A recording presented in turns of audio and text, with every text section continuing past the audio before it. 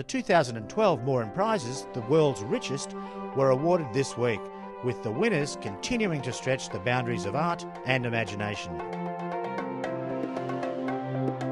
In a world obsessed or focused on celebrity, the Moran Prizes is about the greatness in every Australian.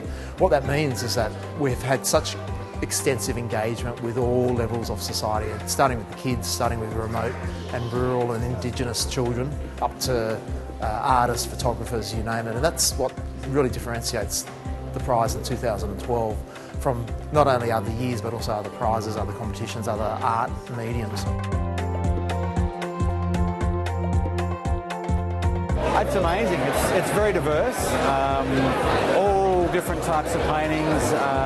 Some of them I don't quite get, and others I just think are astounding. You know, making it to this level, to be a finalist in the Moran Art Prize is amazing. Well, obviously, the one that Samantha King painted of me has to be my favourite. I think it's actually amazing.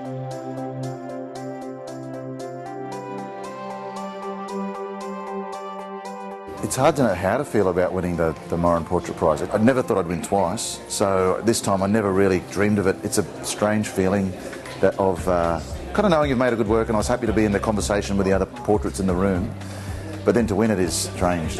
It's so unexpected.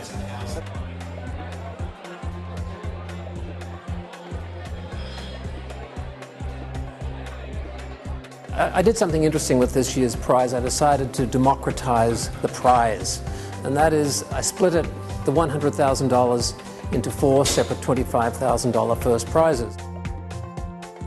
At the moment, it's I'm on a bit of a cloud, and the nice thing is when after the interviews I can go and tell a few people. That's great because nobody has any idea. You know, I think it brings out the you know, a confidence that you need to sort of go to the next level. I was almost ready to give up, so this is such a huge boost and encouragement. I photographed him just as he'd come out of the surf with the water still dripping down his face. Just wanted to show his connection with the ocean. In 2012 we also created a web-based component of it, which means that we're already getting 17 million hits per annum, but we've also got the social media engaged with it. So any finalist or viewer can take one of the photos, send it to their mate on Facebook, send it to each other, and that just adds to that 17 million hits we're getting already. It means we're going to be out in the ether, out in the cyberspace. You're going to have a lot of engagement around the works, a lot of discussion, a lot of interest, a lot of access. I work closely with Indigenous communities, so it's part of my work.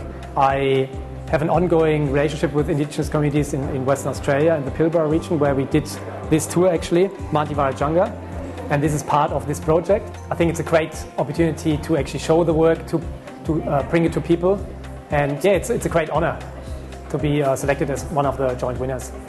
The works themselves, we've got over 6,000 finalists and semi-finalists from over 300,000 entrants.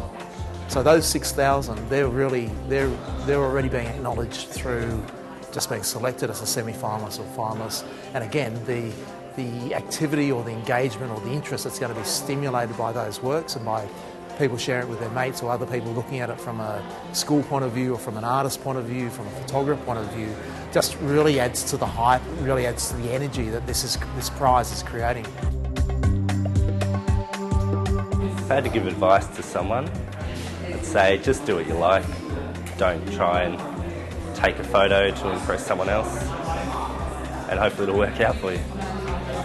I mean, I've been told sort of many times by people to stop making black velvet paintings because they're just a nasty thing to do.